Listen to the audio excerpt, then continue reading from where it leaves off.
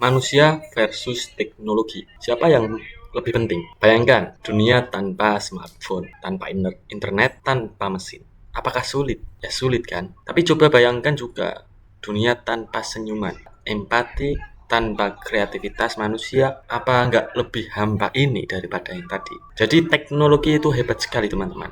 Seperti superhero. Bisa kerja tanpa lelah. Hitung data itu super cepat sekali. Dan mungkin bikin hidup kita lebih mudah. Tapi ada masalah besar yang mungkin kita nggak tahu. Atau mungkin kita tahu tapi kita bodoh amat tentang itu. Apa? Ya simpel aja. Teknologi itu nggak punya hati. Semisal ini, ChatGPT. Bener, dia bisa nulis puisi. Tapi nggak bisa merasakan sedih atau bahagia. Robot bisa mengoperasi pasien. Tapi robot juga nggak bisa pegang tangan pasien dan bilang, tenang, kamu pasti sembuh kok.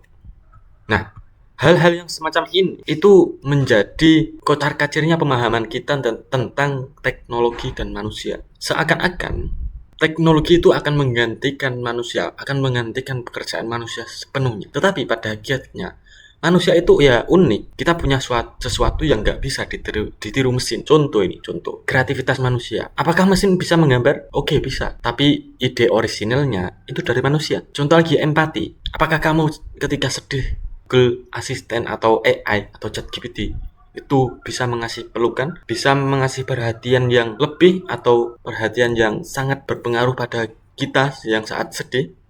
Yang selanjutnya yaitu naluri. Naluri manusia itu sangat unik sekali. Kadang-kadang keputusan terbaik itu datang dari good feeling, bukan dari data. Nah, semisal lagi, ibu-ibu di pasar tradisional.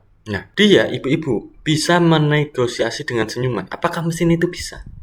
Kan nggak bisa. Nah, sebenarnya ini bukan hal yang terlalu bahaya ketika kita benar-benar sudah tepat memilih. Kenapa kok seperti itu? Nah, kalau kita terlalu bergantung kepada teknologi, ya kita bisa kehilangan kemanusiaan.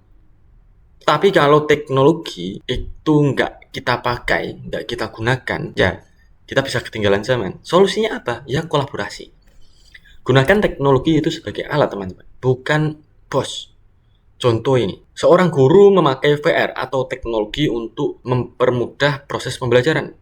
Tetapi interaksi dengan murid itu ya dari manusianya sendiri, bukan dari teknologi. Nah, teknologi itu hanya membantu. Jadi teknologi itu seperti pisau, teman-teman. Bisa untuk masak enak dan lezat, tetapi juga bisa untuk melukai. Nah, dari sini kan tergantung siapa yang memegangnya. Oke, jadi yang sekarang ditanyakan itu bukan teknologi atau manusia, tetapi tanyakan bagaimana teknologi itu bisa bikin manusia lebih manusiawi. Nah, itu adalah pertanyaan yang harus teman-teman cari sendiri. Sekian.